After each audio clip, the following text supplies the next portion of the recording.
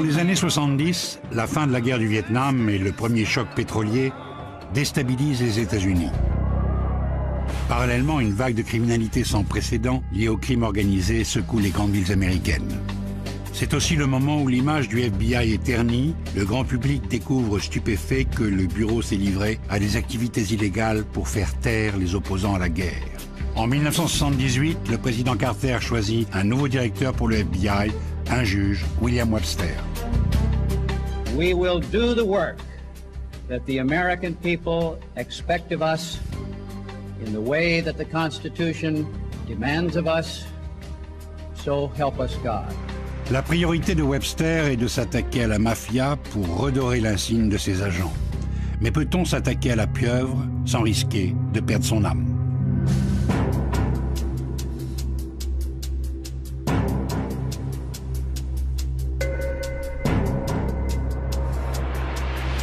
Aux États-Unis, chaque État possède sa police, ses propres lois, ainsi qu'un système judiciaire autonome. Tous ces États doivent également respecter la Constitution américaine, et c'est le rôle du département de la justice à Washington d'y veiller. Son bras armé est le bureau d'enquête fédérale, le FBI et ses 12 600 agents spéciaux. Voici leurs histoires.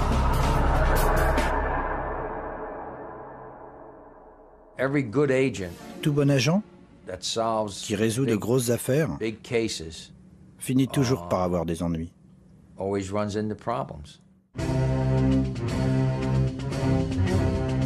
départ de cette lutte contre le crime organisé, il y a une poignée d'agents. Ils travaillent tous dans un seul but, mener des attaques coordonnées contre la mafia et tous ceux qui lui offrent leur protection. Dans ce but, ils emploient des méthodes qu'Hoover, le directeur légendaire du FBI, n'aurait officiellement jamais approuvées. Car les risques de se trouver du mauvais côté de la barrière sont grands. Mais ici, un retour en arrière s'impose. Les agents spéciaux du FBI rêvent depuis longtemps d'en découdre avec la mafia. Leur première opération à Las Vegas en 1947 est brutalement arrêtée par Hoover sous la pression politique. On a constaté que la mafia était en train d'infiltrer Las Vegas, qu'ils investissaient dans les casinos et tout ça. Mais tout à coup, le département de la justice a décidé que nous n'avions plus rien à faire là-bas. On a dû tout arrêter, les dossiers ont été classés. Tout ce qu'on avait fait ne valait plus un clou. Truman, le président de l'époque, a avancé une raison juridique. Selon lui, les enquêtes n'étaient pas de notre ressort. Mais il était évident qu'à Las Vegas, on était devenus des empêcheurs de tourner en rond. Aucun doute là-dessus.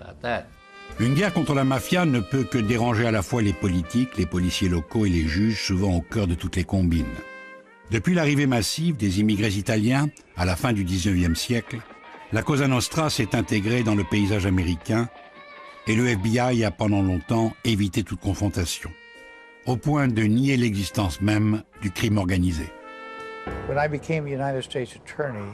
Quand je suis devenu procureur général sous Eisenhower, en 1960, j'ai appelé l'agent spécial qui dirigeait le bureau de Saint-Louis et je lui ai dit « Parlez-moi du crime organisé ».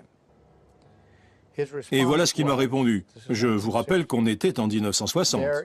Le crime organisé, ça n'existe pas. Monsieur Hoover ne croyait pas en la centralisation du crime organisé. Ou plus exactement, il ne croyait pas que quelques pontes à New York contrôlaient le crime organisé dans tous les États-Unis. Mais voilà qu'éclate l'affaire d'Appalachian, au nord de New York, une ferme où se réunissent tous les parrains et leurs conseils. Pas très discrets, ils attirent l'attention de la police locale qui effectue une descente musclée. Beaucoup parviennent à s'échapper, mais l'ampleur de cette réunion démontre que la mafia, en tant qu'organisation, est bel et bien une réalité.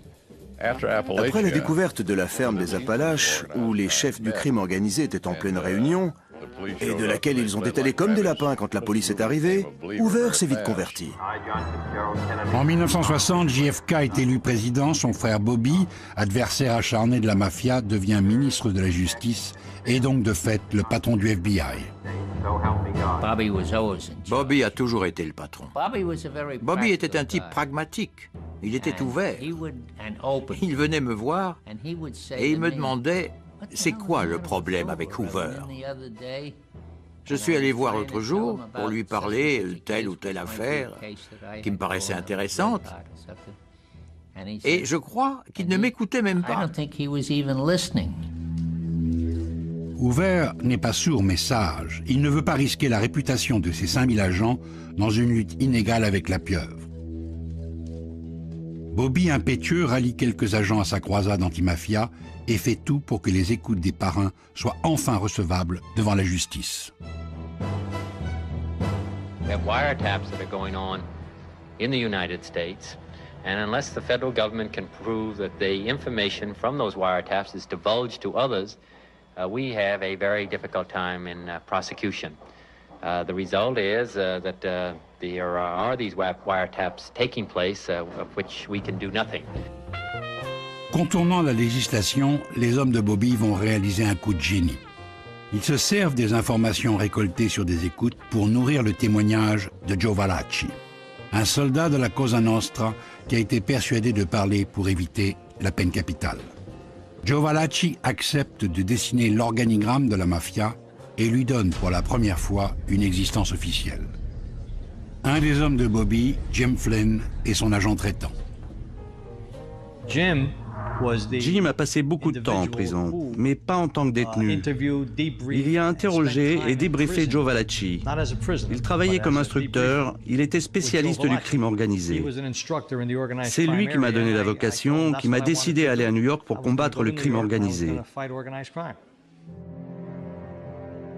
Des vocations comme celle de Jules Bonavolonta, Robert Kennedy en a fait naître beaucoup. Mais après l'assassinat de son frère, Bobby se concentre sur ses ambitions politiques et met en veilleuse la lutte contre la mafia. Et ce n'est qu'après la mort de Hoover et la mise au ban du FBI pour ses activités de surveillance très contestées pendant la guerre du Vietnam que Jules et d'autres guerriers déchus vont réaliser leur rêve. On sortait d'une guerre qui, de notre point de vue, s'était extrêmement mal passée. Selon nous, c'était une guerre qui avait été perdue parce qu'elle avait été menée par des gratte-papiers à Washington. Quand je suis entré au FBI, mon attitude était extrêmement claire. J'avais déjà vécu ça une fois. J'en avais plein le dos des bureaucrates et je n'avais aucune intention de les laisser me mettre des bâtons dans les roues une fois de plus. Je pense que nous étions un peu surpris en tant que jeunes agents que si peu de choses aient été faites. Nous avions la chance d'avoir eu un patron au bureau de Détroit qui, lui, avait compris que ça faisait longtemps qu'il fallait s'attaquer à ce problème. Ce patron, c'est l'agent spécial Neil Welch. Neil Welch va révolutionner de l'intérieur les méthodes du FBI et inspirer toute une génération d'agents. Il nous fallait un groupe d'agents dévoués, mais qui ne venaient pas tous les matins au rapport dans les bureaux du FBI, attifés du sacro-saint costume-cravate du FBI, avant de monter dans une voiture du FBI, trop facilement identifiable, pour aller faire des filatures. Les gens qui travaillaient dans le bureau ne connaissaient même pas les autres agents. Ils avaient la barbe, les cheveux longs, ils ne s'habillaient pas de manière classique. Comme ça, pendant les opérations, personne, à part nous, ne savait qui ils étaient. Ces hommes et ces femmes, ici costumés pour la photo souvenir, forment la brigade clandestine anti-mafia de Neil Welch. Grâce à eux, Neil Welch débarrasse Détroit et Buffalo de leurs parrains locaux. Sa nomination à New York annonce le début d'une ère nouvelle. Ce n'est vraiment pas évident de s'attaquer à la mafia, la Cosa Nostra. Ce sont les meilleurs, et ils l'ont montré plus d'une fois. Donc, on a choisi une stratégie différente. Notre hiérarchie serait-elle capable de comprendre ces nouvelles méthodes? Probablement pas. En tout cas, on ne leur a rien dit, Et il n'avait pas besoin de savoir. Au cours d'une réunion avec les agents, il a déclaré que c'était lui qui commandait et que les informations et les dossiers ne sortiraient pas du bureau new-yorkais. Il a brandi un téléphone et il a dit « Voilà le téléphone qui sert à communiquer avec le siège du FBI. Et voilà ce que je veux que vous fassiez avec le siège du FBI. » Et il a coupé le fil. On était vraiment ses soldats. C'est lui qui a mis en place cette organisation. C'est lui qui a tout lancé. On savait ce qu'on avait à faire. On l'a fait. Et ça a marché. C'est par le vol de marchandises que tout commence et une nouvelle recrue, l'agent spécial Joe Piston, peu à peu infiltre le milieu. Au début des années 70, les détournements de camions étaient très répandus à New York. La mafia était à l'origine de la plupart de ces attaques. Il s'agissait de vols de fret entre États, donc c'était de notre ressort. Les chargements dérobés valaient des millions de dollars. Le superviseur de Joe à cette époque est l'agent spécial John Good. À un moment, 5 ou 6 camions étaient détournés chaque jour. C'était vraiment une industrie florissante. John m'a formé à la brigade anti-détournement. Il savait s'y prendre avec les informateurs et il connaissait la ville comme sa poche. John s'occupait de la planification des opérations d'infiltration. On a commencé par identifier les receleurs qui écoulaient les marchandises volées par les braqueurs et par la mafia. Ensuite, je me suis mis à traîner dans les bars et dans les restaurants et j'ai essayé de me faire bien voir de ces individus.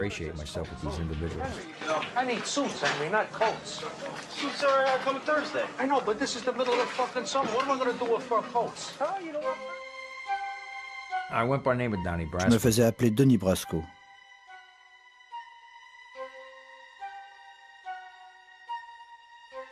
Joe Piston est, selon moi, un des meilleurs agents infiltrés que le bureau ait jamais eu. Le courage et la force d'âme nécessaires pour faire ce qu'il a fait sont sans précédent. Cette force d'âme, Johnny Depp la porte à l'écran dans le film Donnie Brasco, aux côtés d'Al Pacino.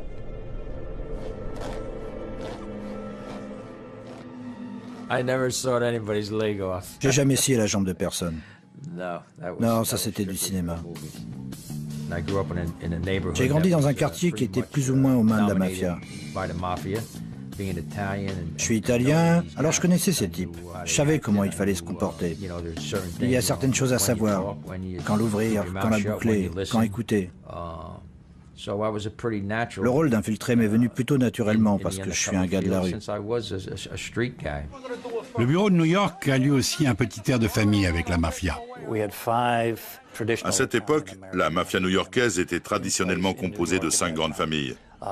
Au FBI de New York, on avait 5 brigades, une pour chaque famille. La brigade des Genovese, celle des Gambino, et ainsi de suite. Si vous comparez la structure du FBI et celle de la mafia, vous verrez qu'elles se ressemblaient beaucoup. Un bureau typique du FBI avait un agent spécial à sa tête. C'était le boss, le patron.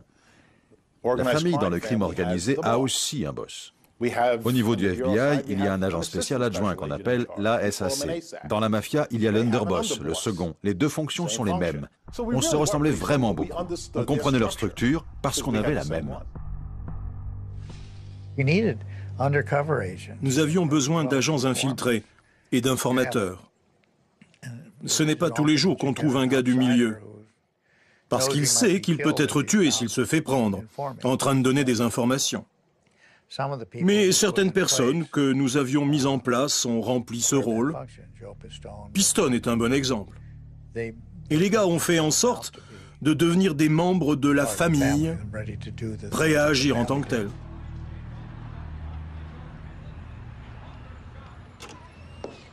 Ma couverture, c'était voleur de bijoux et cambrioleur.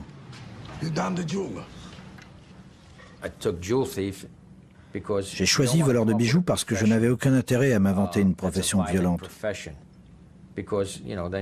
Sinon, ils auraient attendu de moi un comportement violent. Il n'y a pas beaucoup de voleurs de bijoux en tôle pour meurtre. Je me suis mis à fréquenter un type du nom de Lefty Ruggiero. Je suis devenu son associé dans des opérations de jeu, de paris, de loterie.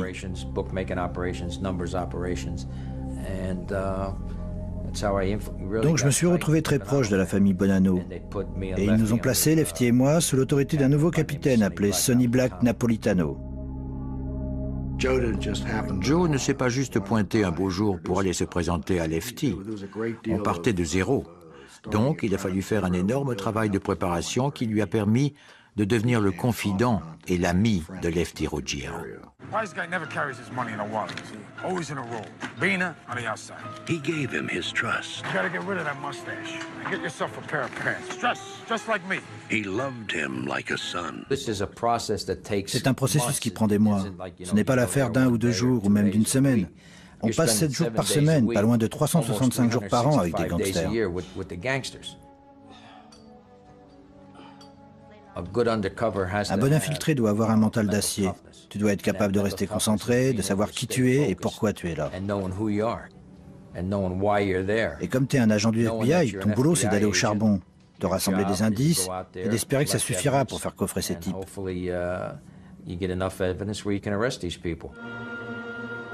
Précisément pour coffrer ces types, des opérations d'infiltration sont mises en place dans différentes villes. Avec le nouveau patron, le juge Webster, Welch trouve enfin un allié à Washington. Ensemble, ils développent une stratégie de coordination nationale afin de provoquer les mafieux et d'accumuler les preuves contre eux.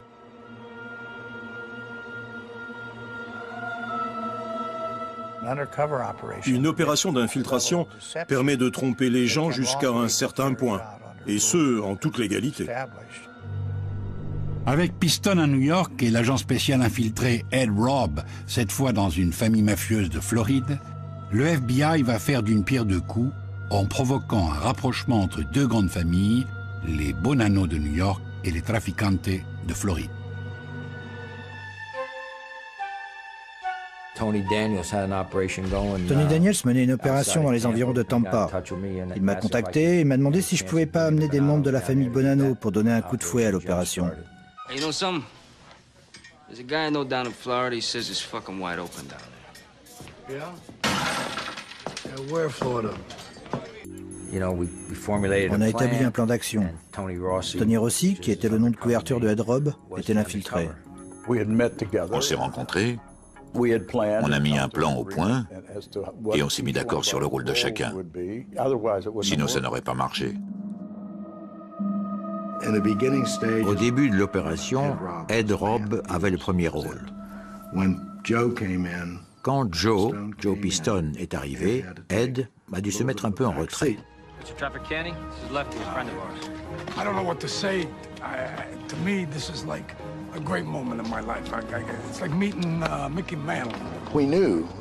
On savait que c'était le territoire de Trafficante. Comment est-ce qu'il allait réagir? On n'en savait rien. Pour nous, l'idéal était qu'ils couchent ensemble, comme on dit, qu'ils fassent des affaires ensemble. Mais c'est en gros ce qui s'est passé. Donc maintenant, deux familles de la mafia étaient mariées et on recevait des renseignements sur les activités de Santo Trafficante. Et ça, c'était nouveau.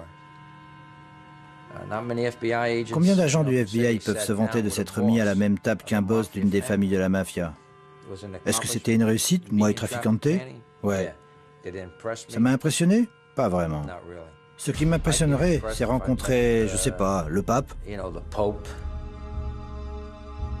Le patron du FBI, Webster, et Neil Welch, désormais son bras droit, décident de passer à une vitesse supérieure en tissant une toile d'araignée sur le plan national pour piéger toute l'organisation de la mafia. Et d'autres opérations d'infiltration sont ainsi montées, parmi lesquelles Abscam, dont le but est de s'attaquer à la nouvelle Mecque du jeu sur la côte Est, Atlantic City. On savait qu'Atlantic City allait devenir une nouvelle Las Vegas, un nouveau centre du jeu et des casinos.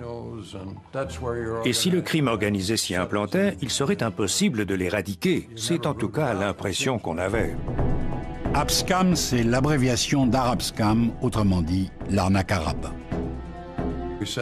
On a fait passer un de nos agents pour un cheikh arabe. C'était un agent d'origine libanaise qui parlait arabe. On l'a fait venir et on l'a déguisé avec un kéfier et tout le tintouin. Il jouait le rôle d'un nabab qui arrivait du Moyen-Orient pour se faire construire un casino à Atlantic City. On a fait comme s'il débarquait d'un avion. On a pris des photos de toutes les personnes qui sont venues l'accueillir. On a pu identifier beaucoup de monde parce qu'ils voulaient tous poser avec le cheikh et être pris en photo avec lui. Pour appâter plus encore le client, quoi de mieux qu'un yacht luxueux, saisi par la justice, le Left Hand, et y offrir des soirées somptueuses. Le bureau ne lésine pas sur les moyens. Les douanes l'avaient trouvé au large avec 5 tonnes de marijuana à bord et ils l'avaient placé sous scellé. Donc on leur a pris, on l'a retapé, et moi je vivais dessus. On avait environ $1 million de fonds spéciaux pour financer cette entreprise. On a été immédiatement assaillis, non seulement par la mafia, mais aussi par les hommes politiques. Ces gens-là ne constituaient pas notre cible initiale. C'est eux qui sont venus vers nous. On ne s'est pas demandé qui pourrions-nous attirer dans nos filets. Ces gens nous ont été proposés par des intermédiaires véreux. Le FBI, qui ne s'attendait pas à débusquer des politiques, décide de pousser son avantage et déplace le cœur de l'opération à Washington. L'agent Tony Amoroso troque son yacht contre une maison dans la capitale. Go ahead, Tony. This is Special Agent Anthony Amoroso, Jr., Federal Bureau of Investigation. Today's date is January 7th, 1980. Location, a townhouse in Washington, D.C. Chaque pièce de la maison à Washington était truffée de micros. Il y avait une pièce au sous-sol d'où on manœuvrait les caméras et qui était séparée du reste de la maison. C'est dans cette maison que l'on organisait les rendez-vous, où l'on filmait les membres du Congrès ou les autres personnes avec qui on traitait. Pour garantir la rigueur de l'opération et leur propre rigueur, les agents se filment en permanence. Each packet contains $10,000 and $100 bills. I am placing this money in the desk drawer directly in front of me.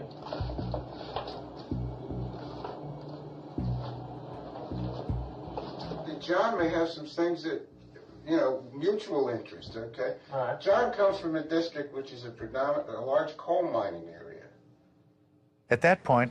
À ce moment-là, j'ai dû me livrer à un sérieux examen de conscience.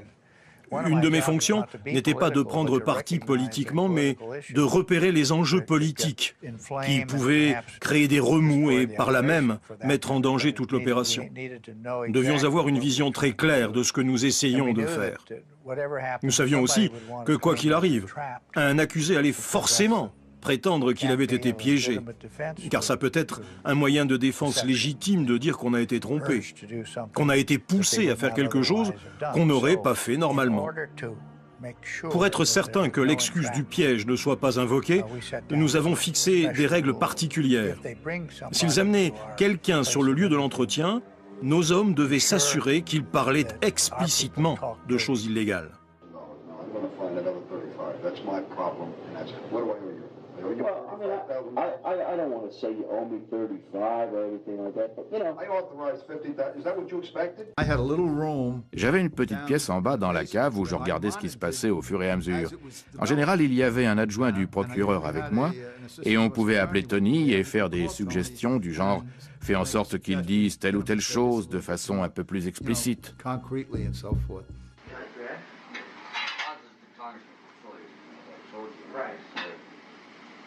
Ozzie Myers.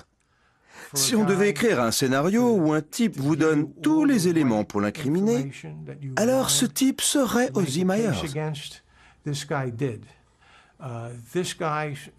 Sa phrase favorite, c'était... Il me regardait comme ça et il disait... Tu fais les choses dans les règles? Je vais te dire un truc très simple. L'argent, ça me parle, les conneries, ça me gave. OK.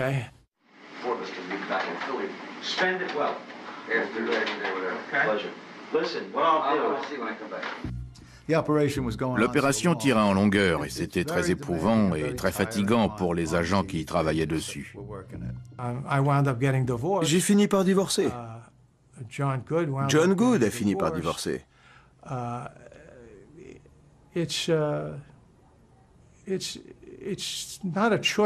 Quand on démarre une opération comme ça, on ne se dit pas qu'on va finir par divorcer. Mais on est tellement pris par le boulot que parfois, les choses se gâtent à la maison. On commençait à être au bout du rouleau et on avait le sentiment que la presse allait nous griller. Il est temps de mettre un terme à Abscam qui fait la une de la presse et d'effacer les traces. Mais ce faisant, le FBI ne sait pas qu'il met en péril l'opération de Piston parce que le fameux yacht, le Left Hand, dont tout le monde parle, Joe Piston s'en est également servi, sans autorisation, pour impressionner Trafficante. C'est là qu'il a vraiment déconné. Le bateau n'avait rien à voir avec son opération. Il s'est pointé sans autorisation avec la franchise.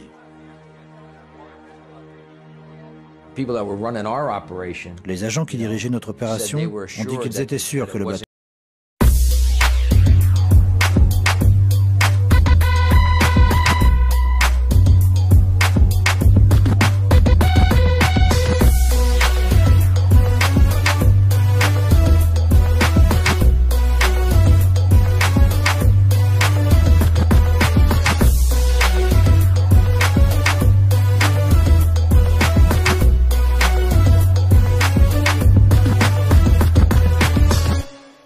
ne serait pas exposé dans la presse. Je ne lui ai jamais reparlé. C'était stupide. Il a failli faire tuer 2 personnes. Abscam était arrivé au point où il fallait tout rendre public. Joe, lui, voulait que l'opération continue en secret. Mais c'était une affaire trop énorme pour qu'elle n'éclate pas au grand jour. C'était la faute de personne. Les médias s'en sont mêlés. Pas étonnant. Le yacht avait été utilisé je ne sais combien de fois.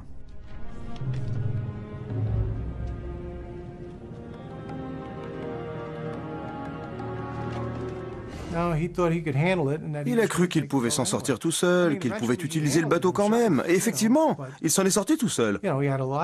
Mais il a dû mentir comme un arracheur de dents pour s'en tirer.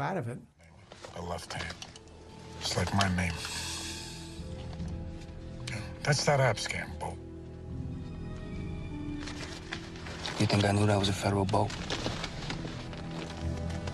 You think I'm a fucking rat? When Lefty saw that picture, à partir du moment où Lefty a vu la photo dans le magazine, j'avais une seule chose en tête, me rappeler exactement ce que je lui avais dit sur ce bateau et sur mon rapport avec ce bateau.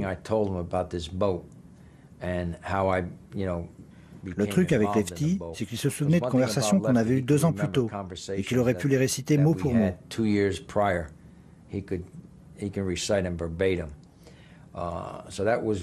Donc c'est ça que je gardais à l'esprit. Qu'est-ce que je lui avais dit? Comment j'avais réussi à me procurer ce bateau?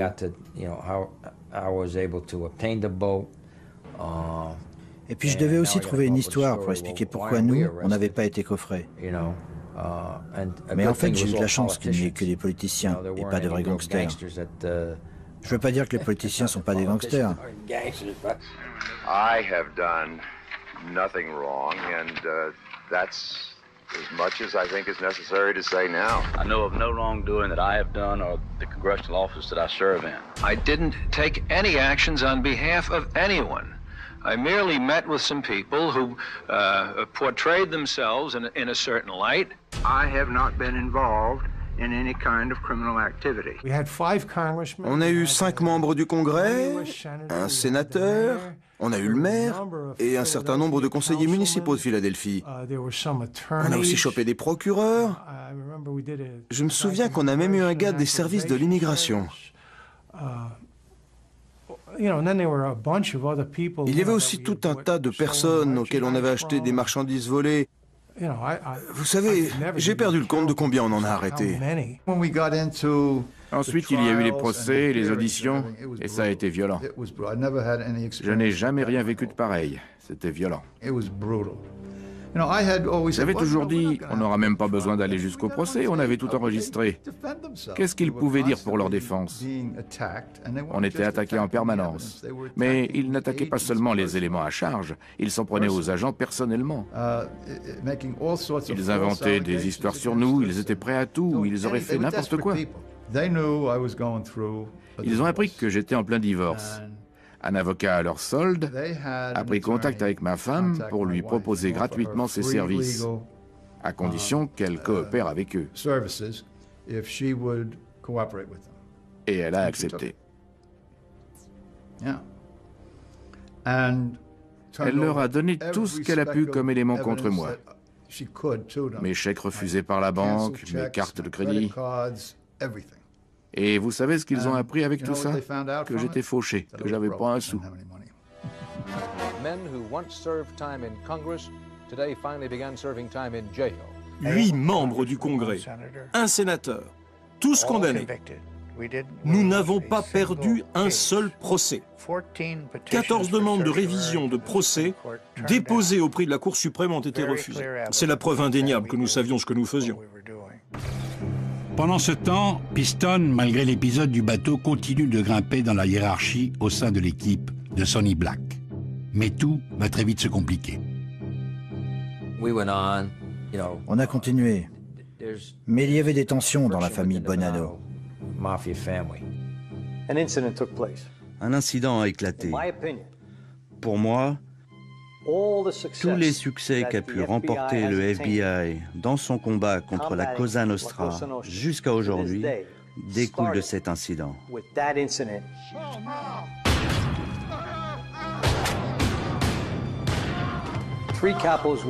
3 chefs mafieux ont été assassinés par des membres de la famille de Sonny Black. Donc ça a commencé à canarder de tous les côtés. Et moi j'étais en plein milieu puisque j'étais bien avec Sonny Black. Sonny Black, de son vrai nom Dominic Napolitano, nous a dit à tous les deux au même moment « Je vais proposer que vous deveniez membre de la famille Bonanno ». Ça devait être en janvier 1982. J'avais passé 6 ans infiltré au milieu de ces types. Pourquoi pas mettre la cerise sur le gâteau et devenir un affranchi?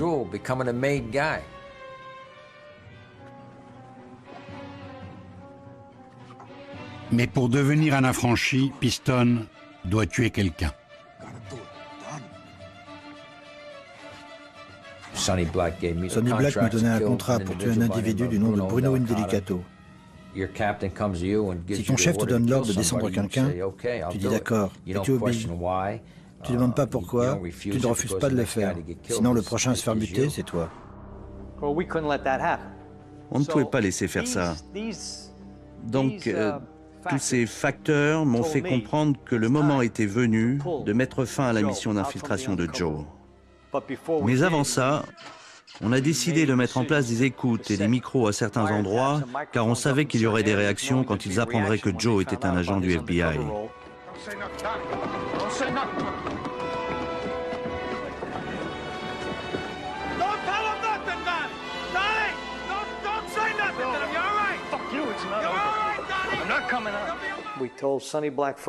On a d'abord dit à Sonny Black que Joe était un agent infiltré et qu'il bossait pour le FBI.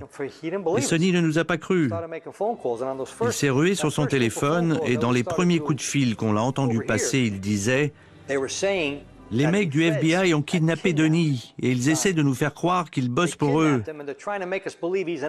Alors faites gaffe à ce que vous leur dites. » Mais finalement, la mafia comprend tout et la tête de Piston est mise à prix 500 000 $. Il change d'identité, pendant ce temps-là, Sonny Black est liquidé.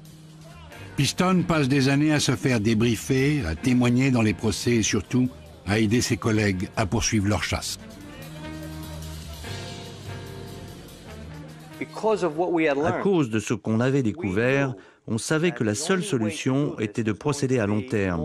Il fallait appliquer à cette enquête ce qu'on appelait à l'époque la théorie de l'entreprise. On allait remonter échelon par échelon jusqu'au sommet de cette entreprise que représentait une famille mafieuse. Une loi a été votée en 1970 contre l'association de malfaiteurs. Elle s'avère le moyen parfait pour piéger les parrains à travers l'organisation. Gotta be honest with you, I'm not getting any satisfaction from my work either. Why? All because of Rico. Is he your brother? No, the Rico statutes. Oh, of course, you know? right. Le concept qui sous-tend Rico est le suivant. Si j'arrive à établir que vous dirigez une entreprise, un groupe, dont le but est de commettre des crimes et de tirer profit d'activités criminelles, si donc je peux démontrer, et c'est un aspect capital, que c'est vous qui dirigez ce groupe, que c'est vous le boss, et si dans le même temps j'arrête un de vos sous-fifres en train de commettre un crime au nom de ce groupe, alors, grâce à Rico, je peux vous inculper, vous, le boss, de ce crime. L'idée, c'est que de par la structure même de l'organisation, vous tirez profit des actes de ce sous-fifre et donc que vous êtes responsable de ces actes. C'est ça la beauté de Rico. Mais pour appliquer cette loi, il faut accumuler les preuves et celles fournies par les infiltrés ne suffisent pas. Il faut multiplier les indices et trouver des informateurs de plus en plus haut placés. Autrement dit, jouer avec le feu. Quand le bureau a décidé de s'attaquer sérieusement au crime organisé, il était évident que pour arriver à quelque chose, il nous fallait des informateurs au sein de la famille. Plus l'informateur était bon, plus le dossier serait bon. Plus l'informateur était haut placé dans la famille, plus on avait de chances d'avoir des informations de bonne qualité. Le problème était que pour avoir ces informateurs, il fallait établir des relations avec des affranchis, avec des membres d'une organisation criminelle. Et ce sont des gens qui, par essence, sont profondément mauvais. C'est en commettant des crimes qu'ils deviennent affranchis. Et ils ne vont pas s'arrêter de commettre des crimes juste parce qu'ils deviennent informateurs pour nous. Alors c'est ça le revers de la médaille, et il est lourd de conséquences. Je suis persuadé que sur le moment, la plupart des agents font tout ce qu'ils peuvent pour ne pas franchir la ligne blanche, mais parfois cette ligne n'est pas aussi facile à définir qu'on le voudrait. La motivation de ceux qui deviennent repentis ou informateurs, c'est soit l'argent, soit la vengeance, soit l'espoir de sauver sa peau. On fait tout ce qu'il faut faire pour gagner sa confiance. Et c'est ça le principal problème quand on essaie de développer des sources à l'intérieur du crime organisé. Ils savent aussi bien que nous que s'ils sont découverts comme indicateurs, ils seront immédiatement éliminés. Ce sont des gens sympathiques, ils peuvent être agréables à vivre et de bonne compagnie, mais il faut bien garder dans un coin de la tête que ce sont des gens qui tuent, qui volent, et qui sont prêts à tout pour continuer à vivre comme des criminels. Tant qu'on a cette vision, tant qu'on garde ça à l'esprit, alors il n'y a pas de problème. L'informateur de De Vecchio s'appelle Greg Scarpa, petit capot de la famille Colombo, mais grand tueur devant l'Éternel. Scarpa nous a fourni la majeure partie des informations qui ont permis de mettre sur écoute la famille Colombo et qui ont largement contribué à l'arrestation des chefs des 5 familles de New York. Il est très rare que quelqu'un comme ça vienne parler aux autorités.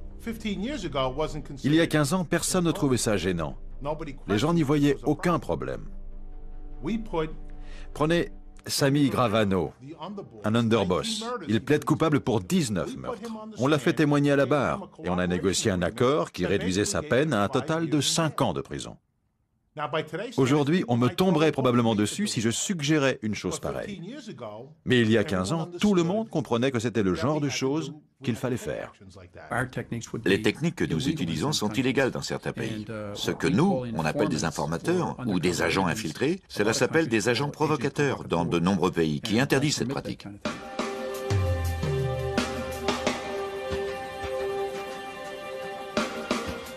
De provocation en provocation, le FBI déclenche involontairement une guerre des chefs qui va aboutir à la mainmise d'un homme sur toute l'organisation, le capo di tutti i capi, John Gotti. La mafia est censée tout faire en secret. Quand elle tue quelqu'un, ce qu'elle fait souvent, la personne disparaît purement et simplement. Paul Castellano et son bras droit Tommy Bilotti ont été assassinés 2 semaines avant Noël, à 4 heures de l'après-midi, dans une rue animée de Manhattan, au milieu de milliers de passants. Tout le monde savait qui avait fait ça. Il n'y avait aucun doute. Et juste après, fidèle à lui-même, plutôt que de se planquer parce que les flics allaient s'intéresser de près à cette affaire, John Gotti se balade en pleine rue, dans son plus beau costard, et il organise une grande réunion de famille. Cette audace, cette attitude, c'était sa façon de faire. Il est devenu une célébrité. Les médias ont trouvé que c'était un personnage fascinant, et la machine médiatique s'est emballée. Gotti jouait de plus en plus pour la galerie, les médias flattaient constamment son ego, et ce type est devenu une légende. Gotti représentait, et c'est un phénomène plutôt intéressant, le côté soi-disant sexy du crime organisé. Le rôle lui allait comme un gant. Il se vantait de sa capacité à échapper aux poursuites. Mais par son attitude, il a fait de lui-même une cible de tout premier plan. On ne pouvait pas combattre le crime organisé à New York et laisser John Gotti continuer en toute impunité. John Gotti, I'm FBI agent Russo. This is Agent Gabriel. Russo? You know what FBI means, right? Why don't you tell me? Forever bother the Italians? An FBI bug has picked up some information we think you might be interested in. Nah. On peut se demander comment le boss commet des crimes. Eh bien, il les commet en parlant. Il donne des ordres. Ce mec est un problème, va le descendre. Je veux du fric de telle activité, j'encaisse du fric de telle autre. Il résout les conflits entre deux criminels.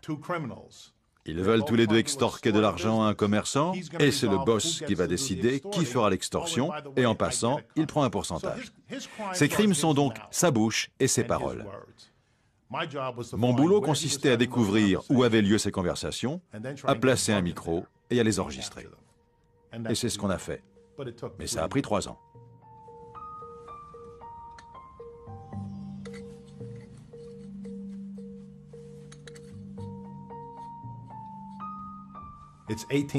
Ça représente 18 heures de travail par jour, 6 ou 7 jours par semaine. On fait tout ce qui est humainement possible pour que l'opération aboutisse. C'est pas un travail de bureau. C'est pas quelque chose qu'on peut laisser de côté et reprendre la semaine suivante. Je pourchasse un malfrat qui commet des crimes tous les jours et je dois trouver un moyen d'arrêter ça. Je dois recueillir des éléments qui permettront de l'inculper et de le mettre à l'ombre. First order of business, a new conciliary. Frankie, the job is yours. Grazie, John. You get word to the 4 bosses today. If the Chico is payment in full, we settle. We all want to get the hell on with our lives here. Understand? Gene, you got a drug trial coming up. Stay the hell off the street, let P run Queens. You got it. What's my job, John? Hey, killing people. What else? You've been bugging me for a month now. You want to clip Louis DeBono and Mickey, whatever the hell his name is? Mickey the Bat. Fine. Clip them both makes you feel good. All right. La personne qui m'a le plus aidé à mettre John Gotti derrière les barreaux, c'est John Gotti lui-même. Son arrogance, qui le poussait à parler, à commander, à diriger, à intimider, m'a donné des enregistrements dont je n'aurais même pas osé rêver. Quand on a finalement rendu public les bandes, même les médias ont ouvert les yeux et ils ont dit « Ce type est une andouille ». Il n'y a aucun doute sur ce qu'il a fait. I'm gonna move none of that stuff there. This is gonna be a cosa nostra till I die. Either an hour from now, I'll be here tonight, or 100 years from now, I'm in jail. It's gonna be a cosa nostra. It's gonna be, once your friends are gonna be friends of ours, once the same friends will be friends of ours. It's gonna be the way I say it's gonna be a cosa nostra. A cosa nostra. Rien que ça suffisait à l'envoyer en prison à vie.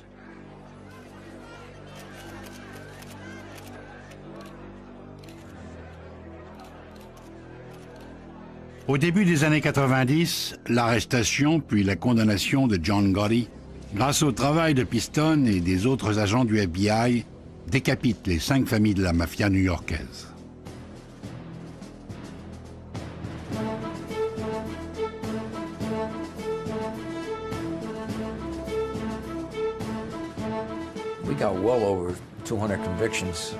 On a obtenu largement plus de 200 condamnations pendant les 8 ans de procédure. Mais surtout, on a mis hors d'état de nuire des gros bonnets de la mafia, pas des lampistes. On a mis à l'ombre des boss, des seconds, des capots, des affranchis.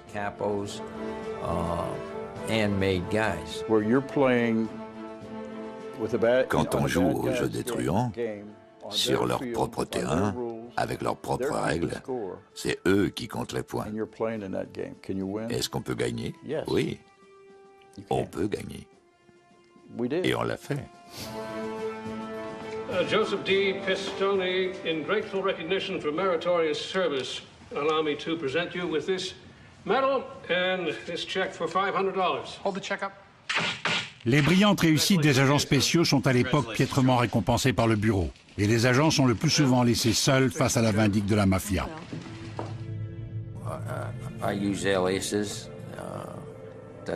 J'utilise des pseudos que me fournit le bureau. J'ai un permis de port d'armes. J'ai toujours mon arme sur moi, forcément. Vous savez ce qui fait peur à n'importe quel agent du FBI ou n'importe quel flic qui a un contrat sur sa tête? C'est le cow-boy. Le mec qui veut se faire un nom. En général, le souci, c'est pas les gangsters professionnels. C'est quelqu'un qui se dit, si j'arrive à buter Joe Piston ou un autre, je vais devenir une pointure dans le milieu. C'est le genre de mec auquel il faut faire gaffe.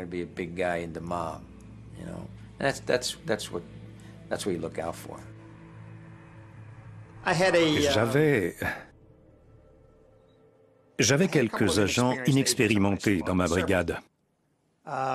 Et j'avais chargé l'un d'entre eux de suivre la famille Colombo en tant que coordinateur. Il se concentrait sur cette affaire. Il n'avait pas beaucoup d'expérience. Et il a commencé à me suspecter dès 1992. Enfin, c'est ce qu'il dit.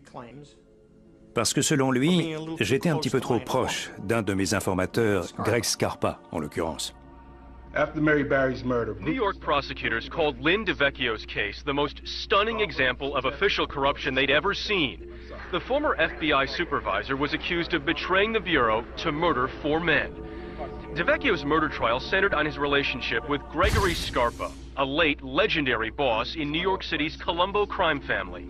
The star witness, Linda Shiro, longtime mistress of Scarpa. She said Agent DeVecchio ordered mob hits, as prosecutors told the jury in opening arguments. Linda will tell you that she was there in 1990, when DeVecchio alerted Scarpa that Patrick was weak and had to be killed. Pour finir, ils se sont aperçus qu'il n'y avait pas le moindre problème. Ils n'ont rien trouvé et je n'ai même pas reçu un blâme. Je n'avais rien fait de mal. Et dès que j'ai reçu l'autorisation de l'inspection générale des services, j'ai pris ma retraite. On se demande bien pourquoi Lynn a été mis en examen. Pour des choses que... Le juge qui laisse tomber l'affaire, comment savoir? Mais bon, c'est le risque. Tout bon agent qui résout de grosses affaires finit toujours par avoir des ennuis. We got to get down with the lousiest of people. If they want women, you give them women. If they want money, you give them money. We need to find out what is going on. Cet agent qui défend âprement ses méthodes dans un tribunal où il est mis en accusation pour complicité est John Connolly, un collègue de Piston. Au fil des années, il est devenu une star du FBI à Boston. Ses succès, il les doit à son informateur, un homme d'une rare violence qui s'appelle James Bulger, un Irlandais autrement surnommé Whitey. Bulger est toujours le numéro 2 sur la liste des 10 hommes les plus recherchés par le FBI après Oussama Ben Laden. James Bulger était le chef du gang de Winter Hill ici à Boston. Il a été inculpé de 19 meurtres. Whitey killed for a lot of reasons. To knock off the competition, to silence people who knew too much. Lawmen say Bulger and Fleming killed enemies, friends, even girlfriends. Ils allaient passer en jugement pour leurs activités criminelles dans la région de Boston. Juste avant le procès, nous avons appris par leurs avocats que toutes leurs activités criminelles étaient autorisées par le FBI. Selon moi, c'est Whitey Bulger qui utilisait les agents. Ce n'étaient pas les agents qui l'utilisaient. Ça lui permettait d'obtenir énormément de renseignements. Sur le plan criminel, on pourrait dire qu'il était en concurrence avec la Cosa Nostra. Il a tiré profit de tous ces renseignements et quand une enquête a enfin été lancée contre lui, alors qu'il allait enfin être inculpé, il en a eu vent et il a filé. Et il est toujours en fuite à ce jour. À la suite de cela, notre enquête s'est portée sur l'agent John Connolly et il a été mis en examen. For an FBI agent to go to the dark side is a sad, sad day. A judge gives a tongue lashing to a fallen FBI agent and slaps him with a 40-year sentence. Mr. Connolly, I believe, as a jury has found, that you tarnished the badge that so many wear proudly. I did my job. I did a very difficult job. There's no frame of reference for what I did. It was no secret what their reputations were. The Justice Department uses very bad people to get worse people. But it was also no secret what the reputations were of the people they were going after. I never crossed the line. Personally, I don't think John Connolly was guilty. Personnellement, je ne pense pas que John Connolly était coupable. He was just an agent that was. C'était juste un agent doué avec les informateurs. C'est mon opinion. John Gotti, life in prison, no chance of parole. We've seen arrests and prosecutions in Florida and elsewhere of top mob figures. What are you doing? Put that back. Oh, fine. Into the first round. Mosley, not yet working to establish. What's the situation on the ground today, right now, in the mob?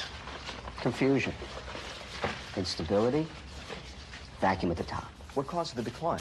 Your sister's ass. Quand on veut avoir un beau gazon, dès que quelques mauvaises herbes apparaissent, il faut les éliminer le mieux possible. Si on fait ça, on peut éviter qu'elles prolifèrent. Mais si on s'en va et qu'on laisse son gazon sans soin pendant 8 ou 10 ans, quand on revient, on s'aperçoit qu'il n'y a plus de pelouse. Il n'y a plus que des mauvaises herbes. Et c'est ce qui se passe aujourd'hui avec le crime organisé. Selon moi, on ne l'éradiquera jamais, mais on peut le contenir. Ça demande une très grande vigilance, une vigilance de tous les instants.